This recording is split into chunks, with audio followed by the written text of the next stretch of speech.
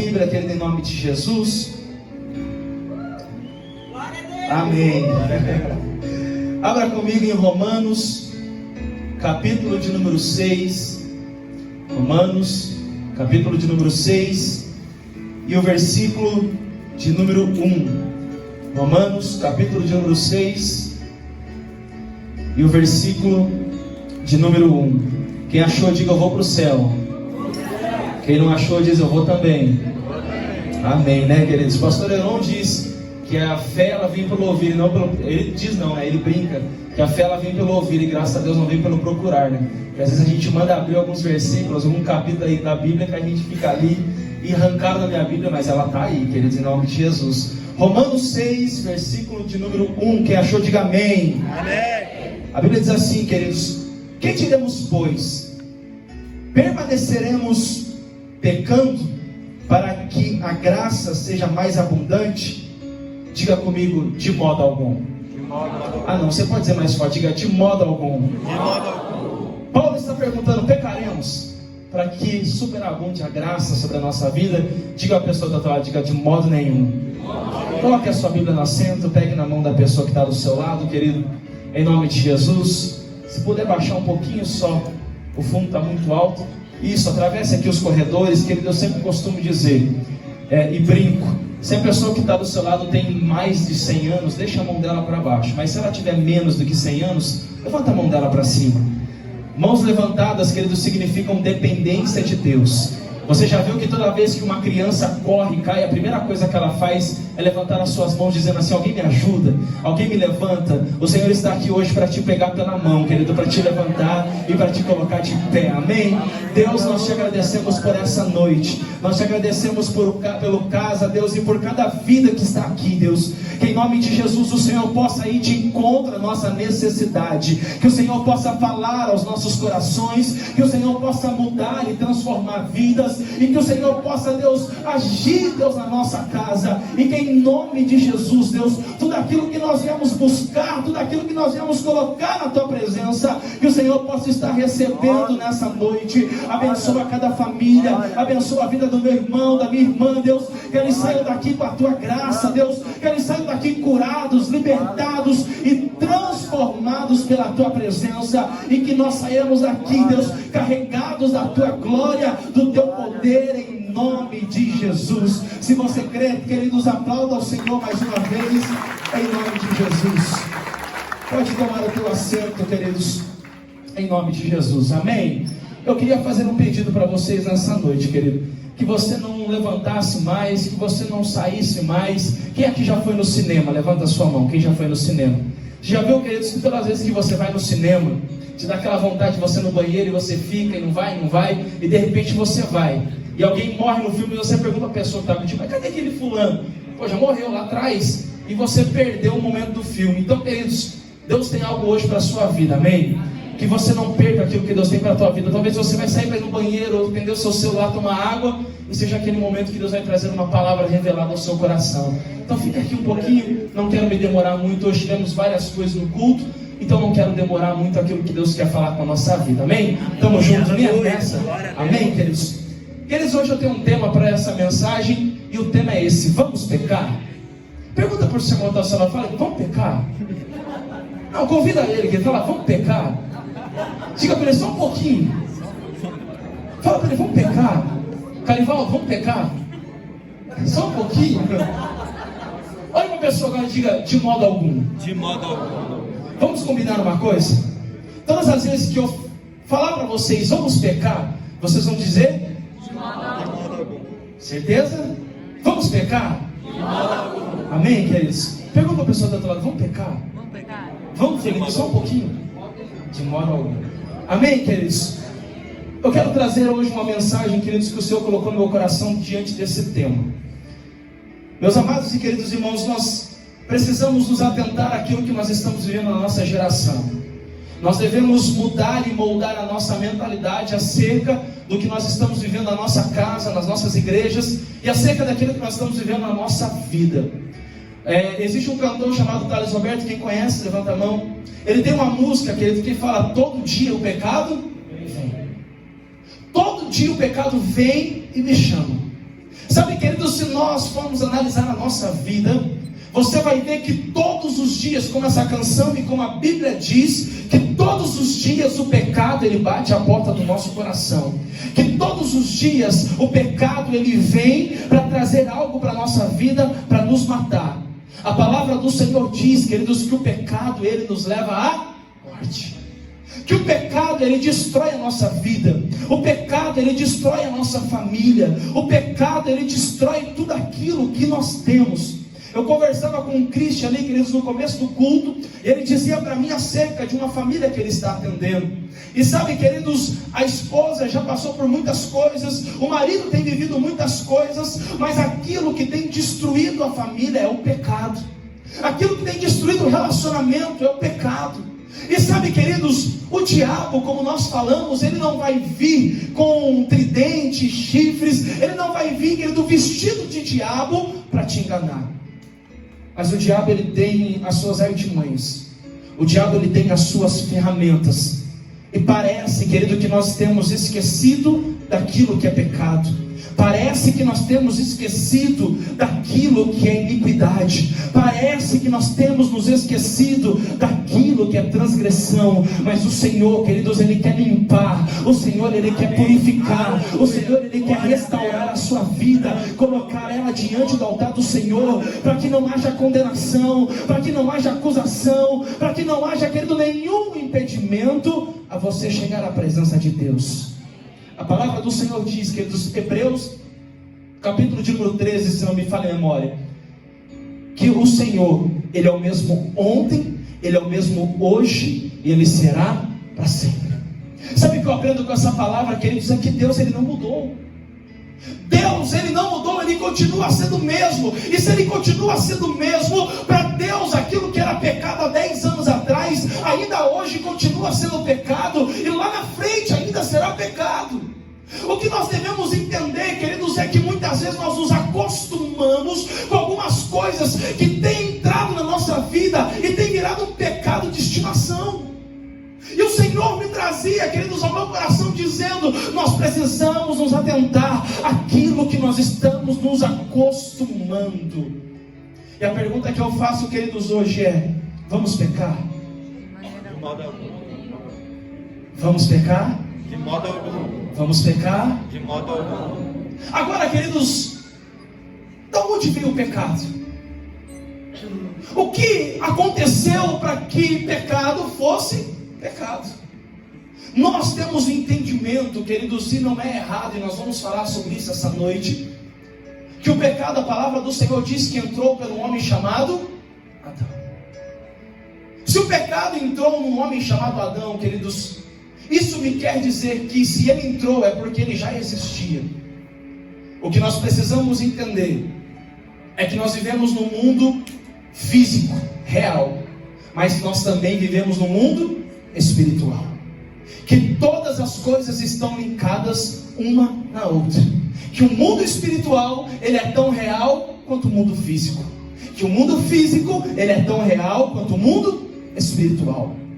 A palavra do Senhor diz, queridos, Gênesis capítulo de número 1 e o versículo de número 1: Deus criou os céus e a terra. Ponto final. Perceba, queridos, na sua casa quando você for ler, que quando Moisés está escrevendo o livro de Gênesis, quando ele fala Deus criou os céus e a terra, existe um ponto final depois da palavra terra. Quando a gente estuda, ou quando nós estudávamos, ou continuamos estudando a língua portuguesa, a gente vai ver que quando a gente vai fazer uma redação e a gente coloca um ponto final, Isabel, você que é professora, por favor me ajude. Quando a gente coloca um ponto final na redação e começa um novo parágrafo, significa que aquilo que nós estamos falando acabou e nós vamos começar um novo assunto dentro daquela redação, dentro daquele assunto. Moisés, ele bota um ponto final, aquilo acabou, porém ele vai redobrar a história dizendo que a terra, ela estava sem forma e vazia. A palavra, queridos, sem forma, original do hebraico é bohu, que significa caos, que significa desordem, que significa destruição. Deus não criou o caos, Deus não criou a desordem e Deus não criou a destruição. Mas no mesmo versículo, Moisés continua escrevendo dizendo: mas o Espírito de Deus pairava sobre a face das águas. Vinícius, eu não entendi, eu vou te explicar. A tua vida pode estar em caos, a tua vida pode estar em desordem, a tua vida pode estar toda arrebentada, mas o Espírito do Senhor hoje ele não paira, mas ele habita dentro de você, e é ele quem vai mudar, é ele quem vai transformar, e é ele quem vai dar um sentido novo para a sua história. Certa vez eu estava conversando com um jovem e ele dizia para mim: pastor, eu não leio o Antigo Testamento. Eu não acredito no Antigo Testamento porque o Antigo Testamento é lei. E a gente não vive no tempo da lei, a gente vive no tempo da graça. E eu disse para ele: pois bem, se você não acredita no Antigo Testamento, se você não lê o Antigo Testamento, você não acredita em Jesus, você não acredita no Espírito Santo e você não acredita em Deus. Ele disse: mas como? Jesus não é falado? O Espírito Santo não é liberado, não é falado. E sabe, queridos, porque eu sou apaixonado por Deus? É porque ele já começa a sua palavra com a Trindade. No princípio criou Deus o céu e a terra. Nós já vemos a palavra Deus aqui, amém, queridos? E a terra estava sem forma e vazia, mas o Espírito. No segundo versículo nós já vemos Deus e o Espírito Santo. Mas no terceiro versículo ele vai trazer Jesus Cristo, quando ele diz: e disse Deus. João ele vai me trazer: no princípio era o verbo, e o verbo estava entre nós, e o verbo habitou entre nós, e tudo foi feito através da palavra. Deus, o Espírito e a palavra, que é Jesus. Desde o princípio Deus já colocou a Trindade para que eu e você pudéssemos crer nesse Deus vivo, nesse Deus que muda vidas e nesse Deus que transforma histórias. Desde o princípio, para não confundir, Deus estava dizendo: eu estou de Gênesis, Apocalipse, eu estou desde o começo até o fim, eu sou o Alfa e o Ômega. E disse Deus. Sabe, queridos, quando eu analiso essa palavra, o Senhor me traz ao meu coração a origem do pecado. E a origem do pecado está muito antes de Deus formar essa terra. Isaías capítulo de número 14, se puder colocar para a gente o versículo de número 14. Vamos ler o que está escrito lá, queridos? Isaías 14, vamos ver se é isso aqui. Versículo de número 13.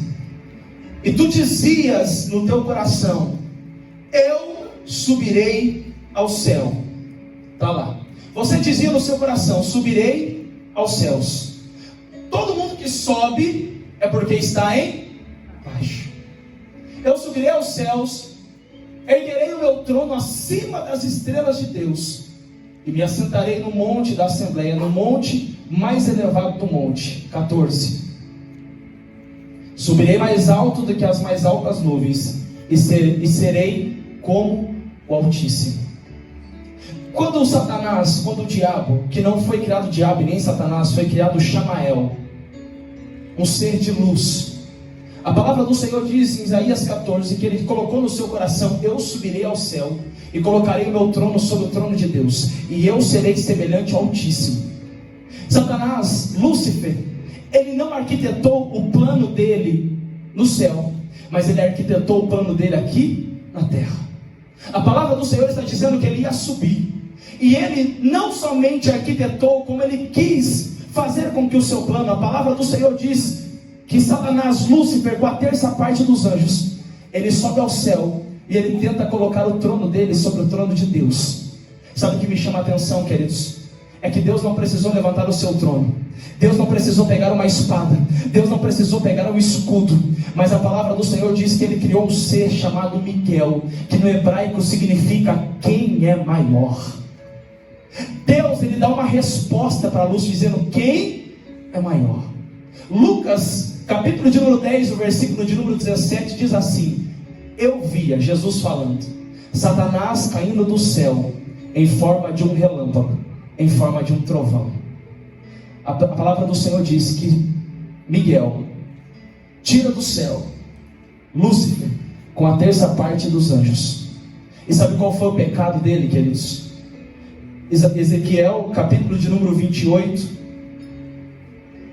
Ezequiel, capítulo de número 28.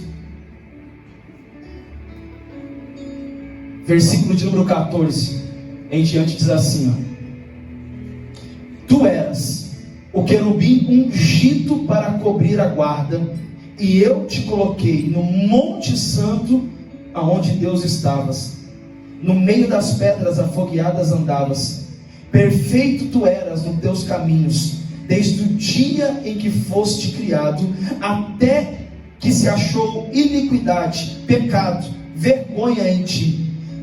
Na multiplicação do seu comércio, encheram o seu interior de violência, e pecaste. Por isso te lancei, profanado do monte de Deus, e te fiz perecer, ó querubim cobridor da guarda, no meio das pedras afogueadas. Lúcifer, ele colocou no seu coração que ele ia ser igual a Deus, semelhante a Deus. E sabe o que a palavra do Senhor diz? Que Deus não divide a sua glória com ninguém. A palavra do Senhor diz que não tem como servir a dois senhores. A palavra do Senhor diz que não pode uma fonte jorrar água amarga e água doce ao mesmo tempo. A Bíblia diz, queridos, que só a um Deus adorarás. Sabe o que eu quero dizer para você nessa noite, queridos? Talvez tenha algo na sua vida que precisa ser mudado. Talvez tenha algo na sua vida que precisa ser transformado. Talvez entrou algo no seu coração que Deus precisa arrancar hoje, para que você não fique longe, para que você não seja retirado, ou para que você não suba quando Jesus voltar. Só existe uma coisa que te tira do céu. Só existe uma coisa que te afasta do céu: o pecado. E sabe, queridos, nada acontece por acaso na nossa vida. Satanás, ele não arquitetou isso do dia para a noite. Satanás, queridos, ele não planejou isso do dia para a noite. Mas a Bíblia diz que a malícia, a Bíblia diz que a iniquidade. Sabe, queridos, quando nós pecamos, o primeiro sentimento que nós temos é de vergonha. Quer ver uma coisa? Quem aqui já pecou e ficou com vergonha de orar? Levanta a sua mão. Porque é um sentimento que Satanás quer colocar no meu coração e no seu coração, para que a gente não ore, para que a gente não renuncie, para que a gente não se arrependa. E a pergunta que eu faço para você é: quanto tempo Deus leva para te perdoar? Pergunta a pessoa que está lá: quanto tempo Deus leva para te perdoar? Quanto tempo Deus leva para te perdoar?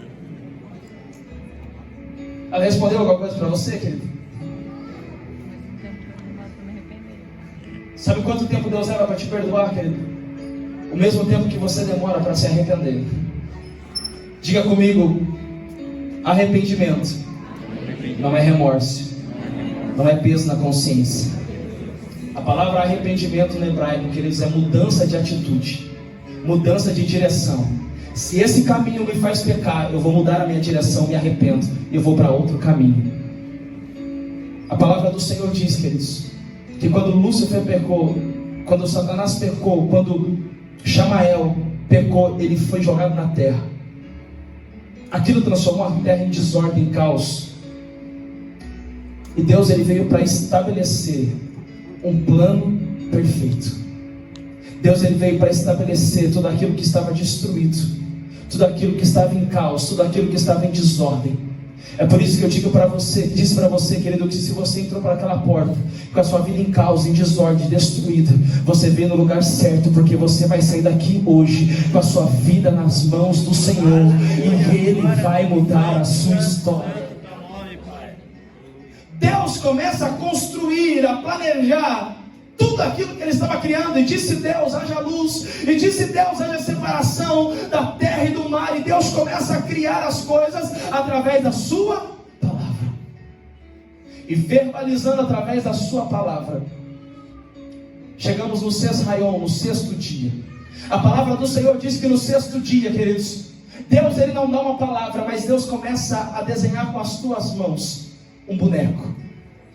E a palavra do Senhor diz que ele desce nessa terra, e tudo aquilo que ele tinha feito, ele tinha usado a sua palavra, mas agora ele começa a usar as suas mãos. E a palavra do Senhor diz, queridos, que ele começa a criar um boneco. E a palavra do Senhor diz que ele vai nas narinas do boneco e sopra a vida. e dá o nome desse boneco de Adão. A palavra do Senhor diz, queridos, em Romanos, voltamos para Romanos, capítulo de número 6.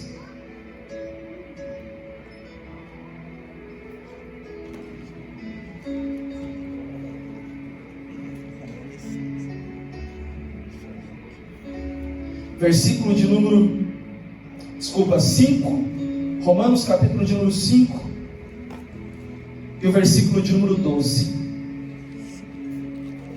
Portanto, como por um homem entrou o pecado no mundo, e pelo pecado a morte, assim também a morte passou a todos os homens, por isso que todos pecaram. Versículo de número 15. Mas não é assim o dom gratuito como a ofensa. Porque se pela ofensa de um morreram muitos, muito mais a graça de Deus e o dom pela graça que de só um homem, Jesus Cristo, abundou sobre muitos. Quando Deus criou Adão, queridos, a palavra do Senhor diz que passado algum tempo, a Bíblia diz que Deus sentiu que o homem estava muito só. Mas hoje em dia nós dizemos que o homem estava muito tranquilo, muito sossegado, e Deus foi dar um problema para o homem, que era a mulher. Amém? Não, amém. Um problema que a gente precisa, né, homens? Um problema que a gente necessita. Quem é casado aqui? Levanta a mão, as irmãs. As irmãs que são casadas. Eu acho que é só na minha casa que acontece isso. Eu falo para minha esposa: amor, aonde que está a minha camisa jeans? Azul, jeans. Ela fala: Vinícius, está no meio, está entre a branca e a preta, e atrás da preta tem uma vermelha, embaixo tem um shorts roxo, amarelo, em cima tem uma toalha fluorescente. Eu vou lá e eu procuro e não acho. E quando ela vai lá, ela só tira a branca, ela só tira a outra, só tira a bermuda e pega a camisa. É só lá em casa, irmãs, que acontece isso? Deus, Ele dá uma auxiliadora. Sabe o que eu aprendo aqui? É que Deus, a Bíblia diz que Ele tirou a mulher da costela. Deus, Ele não tirou do peito. Deus não tirou das costas. Deus tirou da costela, para que ela pudesse permanecer e ficar do lado do seu esposo. Do lado do seu esposo. Nem ele na frente, nem ela na frente, mas todas as decisões fossem tomadas juntos, de mãos dadas, e que eles pudessem olhar para a mesma direção, para o mesmo objetivo e para o mesmo foco. Quer ver uma coisa? Rodrigo, vem aqui, Rodrigo, por favor. 2 homens bonitos aqui na frente, muito bem casados. Eu acho que o pastor já fez isso aqui. Fica de costas aqui para mim, Rodrigo. Eu tenho intimidade com o Rodrigo, eu posso encostar no bumbum dele. Isso. Igreja, eu e o Rodrigo estamos juntos ou estamos separados? Quem acha que nós estamos juntos, levanta a mão. Quem acha que nós estamos separados, levanta a mão. Quem não acha nada, levanta a mão. Nós estamos juntos, gente. Estou encostado aqui, ó. Rodrigo, você está vendo a Camila? A Camila, esposa do Alan? Não? Você está vendo a caixa de oração? Também não? Você está vendo o microfone em cima do sub ali? Não, mas nós estamos juntos. Sabe por que Deus criou a mulher da costela, queridos? Para que você, esposo, pudesse andar assim. Rodrigo, você está vendo a Camila? Você está vendo ali o microfone em cima? Você está vendo a caixa de som e o microfone? Você está vendo Antônio aqui? É assim que você precisa permanecer no seu casamento, com a sua esposa, com a sua casa, com a sua família, olhando para a mesma direção, para o mesmo alvo, para o mesmo foco, porque assim Deus vai abençoar e te dar graça.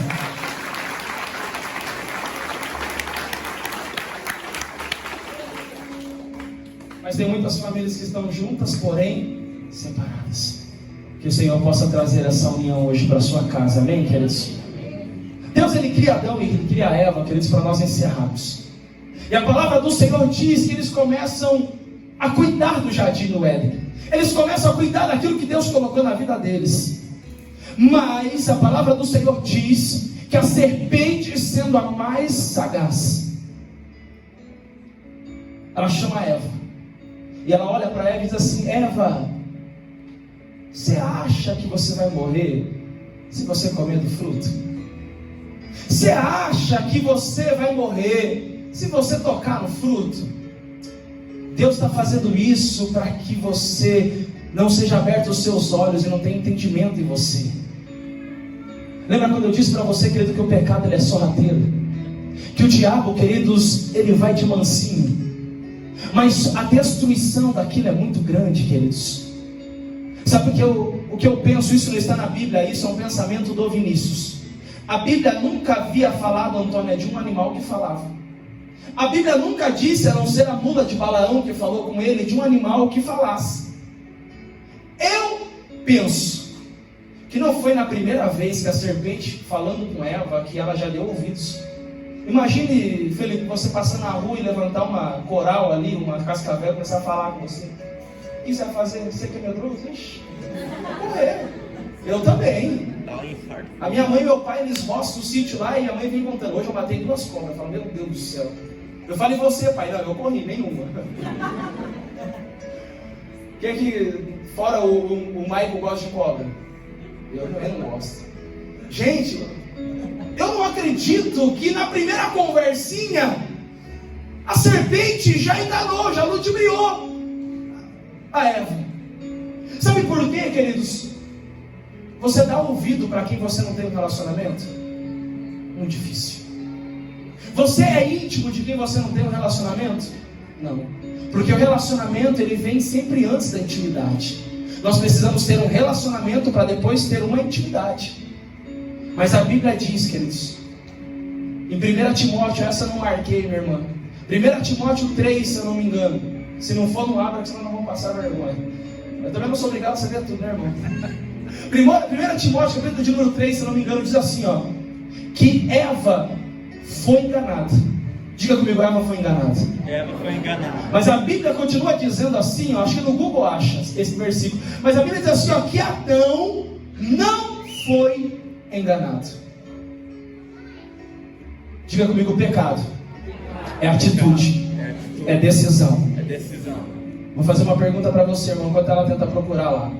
Esse versículo é assim, ó, Eva não foi enganada. Mas Eva foi enganada, mas Adão não foi enganado. É 1 Timóteo 3. Olha aqui para mim, queridos. Pecado, ele é bom ou ele é ruim? Mais uma enquete. Quem acha que pecado é bom, levanta a mão. Quem acha que pecado é ruim, levanta a mão. Quem não acha nada, levanta a mão. Se pecado fosse ruim, a gente pecaria? Se pecado fosse ruim, a gente faria? Então pecado é... Diga, enche a boca dele. Pecado é bom. Diga a pessoa da diga, pecado é bom. Pecado é bom. Faz uma cara de alegria, diz, pecado é bom. Pecado é bom. Mas diga para ele, o pecado leva à morte. O pecado leva à morte. Diga para ele, o pecado pode até ser bom. O pecado pode ser, mas a consequência dele, é a morte. Achou o versículo? Não? Ah, tá lá, olha só. A minha memória é boa. E Adão não foi enganado, mas sim a mulher, que tendo sido enganada, tornou-se transgressora. Sabe o que eu aprendo com esse versículo? E isso aqui, Cristian, entristece o meu coração. Porque nós estamos vivendo essa geração. Sabe qual é essa geração, pastor Arão? Ela sabe que está pecando, mas ela peca. Sabe a geração do não dá nada? Sabe a geração do, depois eu me arrependo? Sabe a geração de, Jesus é amor, é misericórdia, Jesus é graça, eu vou pecar aqui, mas à noite eu vou para casa, eu me arrependo. Não! Não é assim que funciona, não é assim que tem que ser. Eva, ela foi ludibriada, ela foi enganada, ela pecou inconsciente. Mas a Bíblia está dizendo que Adão, ele não foi enganado. Sabe o que eu penso, minha irmã? Que quando Adão viu o fruto na mão de Eva, ele decidiu comer, ele decidiu pecar, ele decidiu cair. Sabe o que eu digo para você, querido? Será que você tem caído o pecado errado porque você não está sabendo? Ou você está pecando decidido, confiante e sabendo do seu erro? Romanos 18, queridos, quem me separará do amor de Deus? A tempestade, o mar, o fogo, o vento, o que me separará? A Bíblia diz, nada, absolutamente nada nos separará do amor de Deus. Sabe o que eu quero dizer para você, queridos? Muitas vezes a gente diz assim: eu não tenho mais jeito, eu não tenho mais chance. Jesus, ele veio, queridos, para limpar a minha vida e a sua vida. Jesus, ele veio para restaurar a minha vida e a sua vida. Jesus, ele veio para tirar todo engano, todo pecado, tudo aquilo que nos afasta do céu, tudo aquilo que nos afasta do reino. Deus, ele mandou o seu Filho unigênito para vir nos limpar e nos purificar. E a pergunta que eu faço para você, queridos: vamos pecar? Nós não podemos, queridos, escolher. Nós não podemos tomar essa decisão de pecar, de errar. E a palavra do Senhor diz que tudo aquilo que não chegou ao teu conhecimento, Deus não leva em consideração. Quer ver uma coisa? Eu falava a vida inteira assim: eu amo dormir. Quem ama dormir aqui? Glória a Deus, né, filho? Aleluia. Hoje a Aline saiu de manhã com a irmã dela, eu dei graças a Deus, porque daí eu dormi até meio-dia, aleluia. Porque quando ela está lá, ela liga a televisão, daí ela começa a bater panela, que só ela que bate panela, né, irmã? Daí ela começa a passar aspirador na casa. Domingo de manhã eu falo: Jesus, leva a irmã, em nome de Jesus. Eu sempre falo: eu amo dormir. Até um dia que ela veio com um versículo em Provérbios: não ameis o sono. Aí então eu não posso dizer que eu amo dormir. Eu digo, eu durmo muito. E gosto demais, pastor, exageradamente. Nós não podemos, queridos, decidir pelo pecado. Nós não podemos escolher o pecado. Diga comigo: Adão decidiu pecar. Olha uma pessoa que está do teu lado e pergunta para ela: vamos pecar? Diga para ela: só um pouquinho, só um pecadinho. O que você vai responder para ela, meu irmão? De modo algum. De modo algum.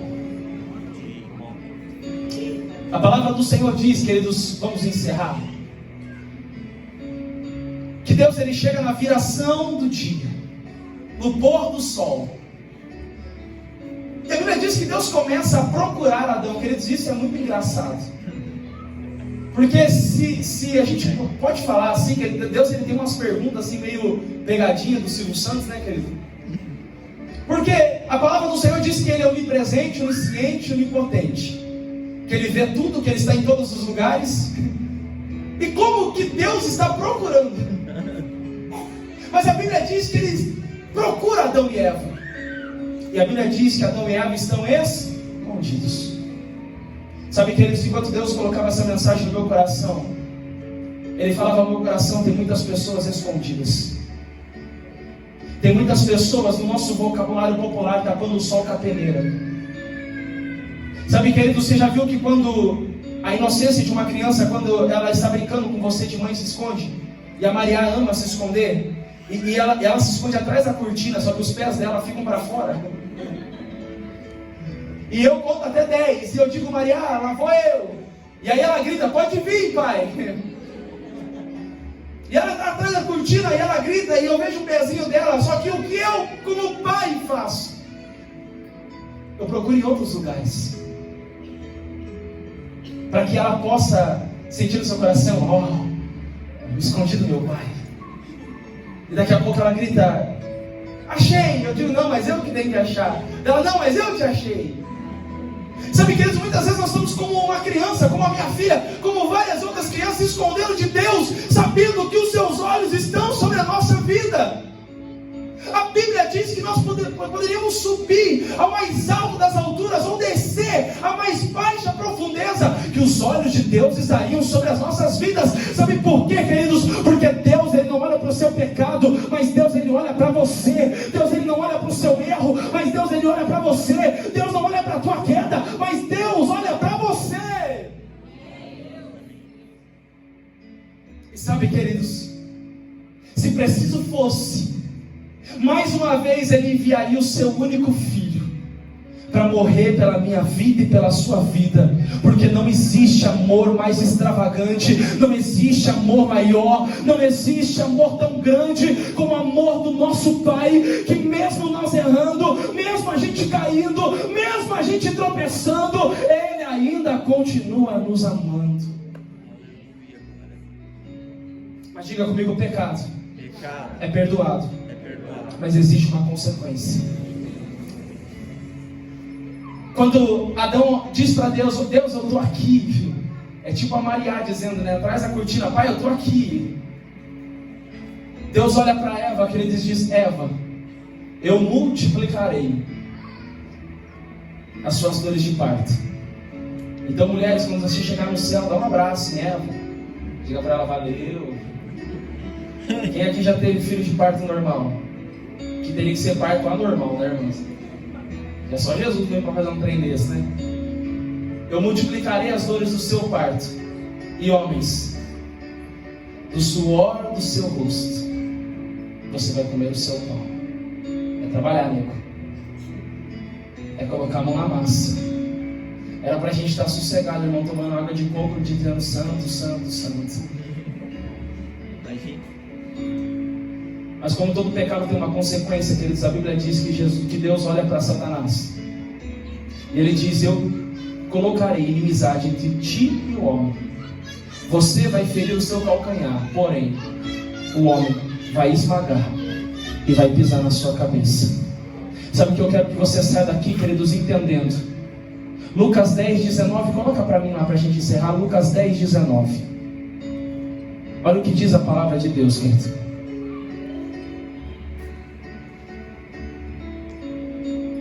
Eu lhes dei autoridade para pisar sobre cobras e escorpiões e sobre todo o poder do inimigo, e nada, absolutamente nada, lhe fará dano algum.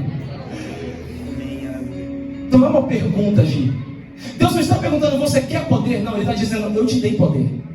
E toda a ordem de Deus é irrevogável.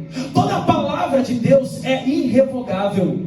Você é mais forte que o pecado. Você é mais forte que o teu inimigo. Você é mais forte que as tuas vontades. Você é mais forte do que os teus desejos. Você é mais forte do que o pecado, porque Ele te deu poder.